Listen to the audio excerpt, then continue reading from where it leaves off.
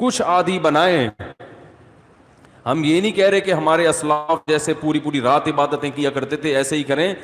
کچھ تو عادی بنائیں اپنے آپ کو اللہ کے سامنے رونے ہونے کا, کچھ تو اللہ کا نام لینے کا اپنے زبان کو عادی بنائیں.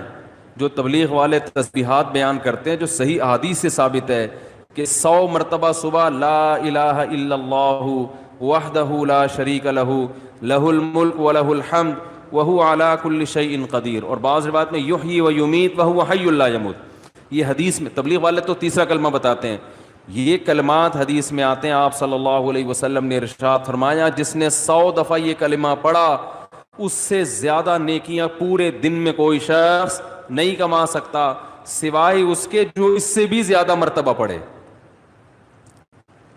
تو ذکر سے محبت پیدا کریں. آج ذکر کی لذت نہیں ہے, بس ایویں ہی بیٹھ کے ٹی وی بھی دیکھ رہے ہیں, فلم بھی دیکھ رہے ہیں اور تسبیح چل رہی. کیسے پیارے کلمات ہیں, کیسا مزہ آتا ہے ان کلمات پڑھنے میں. لا الہ الا اللہ, کوئی عبادت کے لائق نہیں سوائے اللہ کے.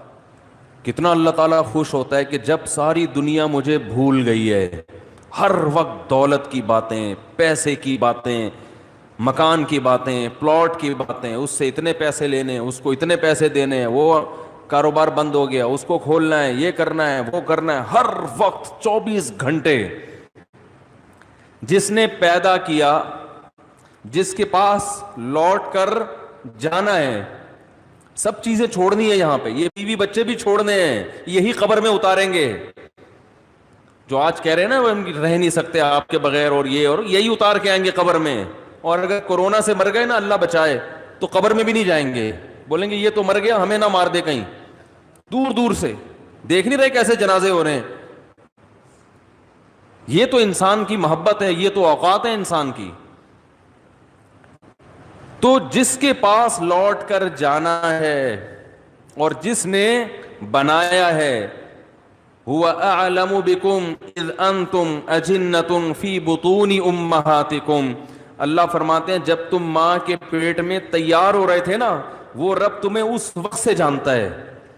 اس وقت تو والدین بھی انسان کو نہیں جانتے. کتنا قریبی تعلق, ہر ایک کا تذکرہ زبان سے کرے گا, نہیں کرے گا تو جو سب سے زیادہ قریب ہے اس کا تذکرہ نہیں کرے گا. اور اگر اللہ کا ذکر کرے گا بھی تو کسی نے کوئی وظیفہ بتایا ہوگا جن بھگانے کے لیے, دکان کھلوانے کے لیے, کاروبار کھلوانے کے لیے, بچے کی شادی نہیں ہو رہی, اپنی نہیں ہو رہی ہے تو پچھتا رہا ہے اس کو بھگانے کے لیے, ہو گئی ہے تو بچے نہیں پیدا ہو رہے, ہو گئے تو وہ چترول لگا رہے ہیں ان کو سیدھا کرنے کے لیے, اللہ کو خوش کرنے کے لیے, اللہ کی محبت میں اللہ کا نام لذت سے لینے کے لیے کہ مجھے بس اس سے محبت ہے, اس کا نام لینے میں مجھے مزہ آتا ہے. اس نیت سے ذکر کرنے والے مارکیٹ میں بہت شارٹ ملیں گے آپ کو, بہت کم لوگ ملیں گے.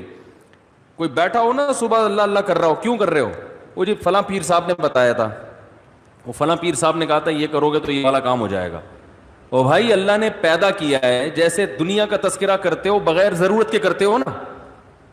خواتین جب آپس میں ملتی ہیں دوسرے کا لباس دیکھتی ہیں, بہن کہاں سے خریدا, کتنے کا خریدا, ضرورت ہوتی ہے, حالانکہ جیب میں ایک پیسہ بھی نہیں ہوتا خریدنے کا. لیکن محبت جس چیز سے ہوتی ہے اس کا تذکرہ کرنے میں انسان کو, بولو نا بھائی, مزہ آتا ہے. مرد جب آپس میں بیٹھتے ہیں تنخواہ پوچھ رہے ہوتے ہیں, کیسا چل رہا ہے بزنس, کیا ہو رہا ہے, کتنا پروفٹ ہوا. جس چیز سے محبت ہے انسان کو اس کا نام لینے میں مزہ آتا ہے. تو یہ مزہ اللہ کا نام لینے میں بھی پیدا کر لیا جائے اپنے دل میں, تو وہی کیفیت ہوگی کہ دم رکا سمجھو اگر دم بھر بھی یہ ساغر رکا.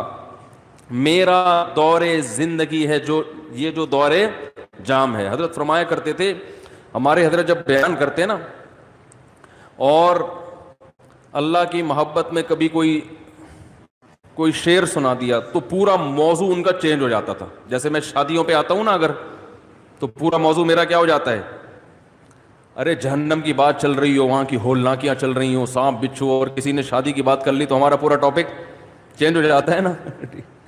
تو ہمارے حضرت کا جب بیان ہوتا تھا کہیں سے اللہ کی محبت کا کوئی تذکرہ آ گیا, اللہ کی نعمتوں کا, پورا بیان چینج. اور پھر حضرت فرماتے تھے کہ کچھ نہ، پھر یہ شعر پڑھتے تھے، کچھ نہ رستے کا پتہ ہم کو نہ منزل کی خبر، کچھ نہ رستے کا پتہ ہم کو نہ منزل کی خبر، جا رہے ہیں جس طرف ہم کو لیے جاتا ہے دل.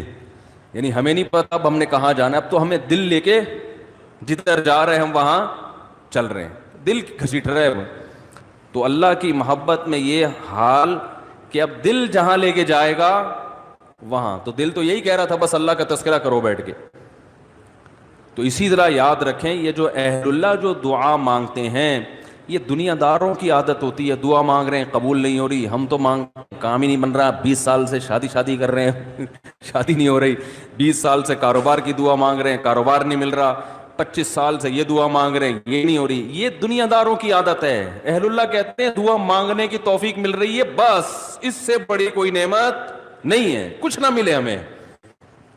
حضرت عمر رضی اللہ تعالیٰ عنہ کا قول ہے نا کہ مجھے اس سے غرض نہیں ہے کہ میری دعائیں قبول ہو رہی ہیں کہ نہیں ہو رہی، مجھے اس کی فکر ہوتی ہے کہ دعا مانگنے کی توفیق مل رہی ہے کہ نہیں مل رہی.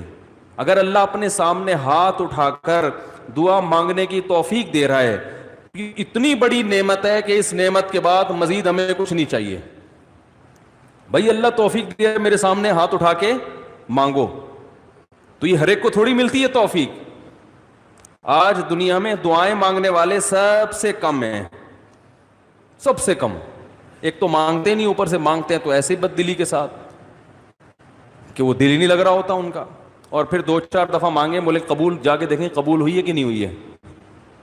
رزق مانگے کہ اللہ مجھے اس کے حلال کشاد عطا فرما، اس کے بعد بٹوہ نکال کے چیک کر رہے ہوں یار کچھ بھی نہیں آئے، ویسے کہ ویسے ہی ہیں. کاروبار لاک ڈاؤن کی وجہ سے ٹھپ ہوا ہے، بزنس کا بیڑا غرق ہوا ہوا ہے.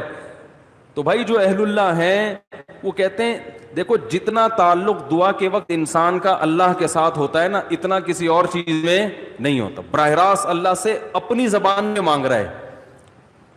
بھائی ذکر میں تو کم از کم اتنا ہوتا ہے کہ ترجمہ نہیں آتا تو پتہ ہی نہیں ہوتا کیا پڑھ رہا ہوں میں، لیکن جب دعا مانگ رہا ہوتا ہے تو براہ راست اللہ سے تعلق، تو یہ تو بہت گہرا تعلق ہے. تو دعاؤں میں جان ختم، دعاؤں میں لذت، بولو نا بھائی، ختم. جب اللہ سے تعلق ہی کمزور پڑتا چلا جائے گا تو بھائی پھر جو اللہ کو خوش کرنے کے لیے جو اعمال اللہ نے بتائے وہ کہاں سے پورے ہوں گے؟ وہ تو ہو ہی نہیں سکتے پورے.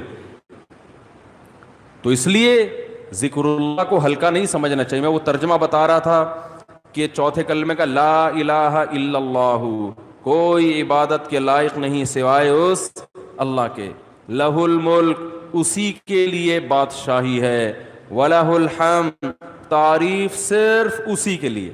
یہ جو کہتے ہیں فلاں بھی اچھا، فلاں پیسہ اچھا، فلاں کی گاڑی اچھی، فلاں کی بلڈنگ اچھی، فلاں کا پلاٹ اچھا، بحریہ ٹاؤن کا مکان اچھا، اسلام آباد کی رہائش اچھی، تو لہ الحمد، اے اللہ تعریف کے قابل صرف کون ہے؟ تو. باقی سب مٹی، فنا ہونے والی چیزیں.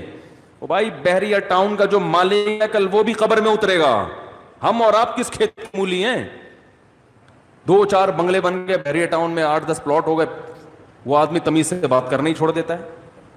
بات میں بتا رہا ہوں، بحریہ ٹاؤن میں رشتہ لینے بھیجے گا، بحریہ ٹاؤن میں پلاٹ، تو رشتہ لینے بھیجنے کی پھر ضرورت نیٹ پہ ڈال دے، ٹھیک ہے نا؟ ایسا ہی ہے نا، رشتے خود آئیں گے، دھکے دے دے کے آئیں گے. ہٹو بھائی، آپ کے لیے وہ جو لوگ مجھے کہہ رہے تھے رشتہ تلاش کر رہے ہیں مل نہیں رہا، میں کہہ رہا ہوں تمہاری جیب میں کچھ ہے ہی نہیں تو رشتہ کہاں ملے گا؟ کہہ رہے ہیں استخارہ بھی نکال لیا پھر بھی نہیں مل رہا. استخارہ نہیں نکالو، پیسے نکالو، پیسے نکالو گے تو رشتہ ملے گا. اور اگر پیسے نہیں ہیں تو پیغام بھیجو، صبر کرو، اگر کوئی قبول کرے ٹھیک ہے، نہیں کرے تو صبر کرو. دنیا مسافر خانہ ہے بھائی، 4 شادیاں کرنی ہیں، لیکن جو جس چیز کی چاہت ہے ضروری تھوڑی کہ وہ پوری بھی ہو جائیں. کوشش کرنے کا میں مشورہ دیتا ہوں. شادی ہو بھی جائے گی اس کی کوئی گارنٹی نہیں ہے، اور ہو کے نبھا بھی پائیں گے اس کی بھی کوئی گارنٹی نہیں ہے. اب لیلۃ القدر میں شادی پھر شروع ہو گئی، تو مسائل یہی چل رہے ہیں نا. تو اللہ نے اللہ کا کیا فرمایا کہ لہ الملک ولہ الحمد، اے اللہ تیرے لیے ہی بادشاہی اور اسی کے لیے حمد. یحیی و یمیت، اتنا زبردست قدرت والا کہ جس کو چاہتا ہے زندگی دیتا ہے اور جس کو چاہتا ہے مار دیتا ہے. حیات بھی ہماری مرضی سے نہیں, پانی میں انسان بنا کے ماں کے پیٹ سے باہر نکال دیتا ہے. یہ زندگی ہے, ہم اپنی مرضی سے بنے ہیں. اور ایسے تصرف جانے کا ارادہ ہوگا نہیں, لیکن اللہ لے جائے گا. کیسی ایڑیاں رگڑو, یہ جتنے لوگ دنیا سے گئے ہیں یہ اپنی مرضی سے تھوڑی ہیں. کیسے بڑے بڑے وڈیرے ہوتے ہیں, کیسے بڑے بڑے پاورفل طاقتور لوگ ہوتے ہیں, دنیا ان کے اشاروں پہ چلتی ہے. لیکن جب جانے کا وقت آتا ہے پوری ایڑی چوٹی کا زور لگا لیتے ہیں, مگر موت اپنے شکنجے گاڑ لیتی ہے, چھوڑتی نہیں ہے نا موت. کیسا پٹختی ہے موت. اب یہ جو کرونا وائرس سے اتنے لوگ مر گئے, کسی کو پتا تھا کہ مریں گے؟ ان کو اندازہ تھا پہلے سے؟ تو یحیی و یمیت, انسان اللہ کی تعریف میں یہ کلمات کہتے ہیں, اللہ وہی ہے حیات دیتا ہے اور وہی زندگی دیتا ہے. وَهُوَ حَيٌّ لَا يَمُوتُ, وہ زندہ ہے, اس پر کبھی موت نہیں آئے گی. وَهُوَ عَلَى كُلِّ شَيْءٍ قَدِيرٌ, اور وہ ہر چیز پر قدرت رکھتا ہے. تو یہ کلمات 100 دفعہ ترجمہ سوچ کے, مفہوم سوچ کے, صرف اللہ کو خوش کرنے کے لیے, اس نیت سے کہ اللہ کی محبت کی چنگاری ہمارے دل میں پیدا ہو جائے. تو ارادہ کرتے ہو کہ نہیں کرتے بھائی؟ زندگی بھر معمول بناؤ, 100 دفعہ صبح, 100 دفعہ شام. شیطان کیا کرے گا کہ جب آپ بیٹھو گے تو دل نہیں لگے گا آپ کا. کہو گے مفتی صاحب نے تو کہا تھا دم رکا سمجھو اگر دم بھر بھی یہ ساغر رکا. ذکر اللہ کی تو ایسی لذت ہے کہ 1 منٹ کے لیے زبان رک گئی تو ہمارا دم گھٹ گیا. ہمارا تو پڑھنے میں دم گھٹ رہا ہے. پھپھی کا فون آ رہا ہے, موبائل بار بار اٹھا کے چیک کر رہے ہیں, یار کس کا فون. آج کل ذکر کر رہے ہوتے ہیں نا, دیکھو تراویح میں ہر 2 رکعت کے بعد بعض لوگ چیک کر رہے ہوتے ہیں, کچھ آیا تو نہیں ہے. خالہ کا فون ہے, پھپھی کا فون ہے, فلانے کا ہے, کیا ہے وہ سب. تو وہ تو اتنی ٹینشن ہے آج کل ذکر کرنا. آپ کہیں گے مفتی صاحب نے فون کیا, مفتی صاحب نے بیان کیا تھا کہ دم رکا سمجھو اگر دم بھر بھی یہ ساغر رکا, تو آپ کا دل نہیں لگے گا. تو چھوڑنا نہیں ہے, دل لگے یا نہ لگے, تھوڑے دنوں کے بعد اس کی لذت دیکھو, ٹیسٹ گین کرنا پڑتا ہے نا. مجھے یاد ہے جب یہ ڈیو نئی آئی نا تو پیپسی والے ڈیو فری میں بانٹ رہے تھے, کیونکہ پہلی دفعہ ڈیو پینا ایسے لگتا ہے جیسے کھانسی کا شربت پی رہے ہیں. ایسا ہی تھا نا, لوگ نہیں پی رہے تھے, انہوں نے فری بانٹی. ہماری قوم ایسی ہے, فری میں آپ بلیچ بھی پلاتے ہیں تو پی لے گی. بھائی فری ہے نا, پیسے تھوڑی خرچ ہو رہے ہیں. تو لوگوں نے فری میں پینا شروع کرتے کرتے اس ٹیسٹ کے کیا ہو گئے, بولو نا یار, عادت پڑ گئی اس کی. تو لت لگانی پڑتی ہے, ٹیسٹ گین کرنا پڑتا ہے. ابھی کبھی اللہ کا نام لیا ہی نہیں ہے زندگی بھر, لیا بھی ہے تو ایسے ہی قوالی میں لیا ہے, قوالیوں میں لے رہے ہیں اللہ کا نام. تمیز بیٹھ کے اللہ کا نام لینا, اس کا بھی ایک ٹیسٹ ہے. کیونکہ غلط چیزوں کا ٹیسٹ اتنا زیادہ, دیکھو جو ڈبے کے دودھ کے عادی ہوتے ہیں نا بچے, ان کو آپ بھینس کا خالص دودھ پلاؤ الٹی کر دیں گے وہ, ان کو اس میں سے بدبو آ رہی ہوتی ہے. حالانکہ وہ بدبو نہیں بلکہ خوشبو ہوتی ہے. بھینس کے دودھ میں بدبو ہوتی ہے, خوشبو ہوتی ہے, خوشبو ہے. میں سعودیہ گیا نا, 2 مہینے کا ویزا تھا میرا, تو 2 مہینے میں نے بھینس کا دودھ نہیں ملا, ڈبے کا ہی پیتے رہے. حالانکہ وہ بھی یہی ہوتا ہے, لیکن ایک پروسیس سے گزر کے پتہ نہیں اس میں وہ ذائقہ ہی نہیں تھا. جب میں یہاں آیا کچن میں جاتے ہی میں نے جیسے ہی دودھ کی دیگچی کا ڈھکن ہٹایا ہے, جو خوشبو کے جھونکے آئے ہیں, میں نے کہا یار کیسا پیارا دودھ ہمیں اللہ نے دیا ہے. فوراً گلاس بھر کے پیا, اتنا ذائقے والا دودھ ہے یہ. تو جو ڈبے کے دودھ کا عادی ہو اسے بھینس کا دودھ پہلے 1 چمچ پلاؤ, دیکھو الٹی تو نہیں کر رہا, پھر 2 چمچ, آہستہ آہستہ آہستہ آہستہ, پھر اسے ایسا چسکا لگے گا کہ ڈبے کا اس کو اچھا نہیں لگے گا. جس بچے کو دیسی گھی کھانے کی عادت نہیں ہے تو اسے آہستہ آہستہ دیسی گھی چٹانا پڑتا ہے. تھوڑے دنوں میں دیسی گھی کی لذت سے مانوس ہو جائے گا, پھر اسے یہ دوسرا گھی اچھا نہیں لگے گا. اور اب زیتون اتنا کھاتے ہیں, انہیں زیتون نہ ملے تو مر جائیں.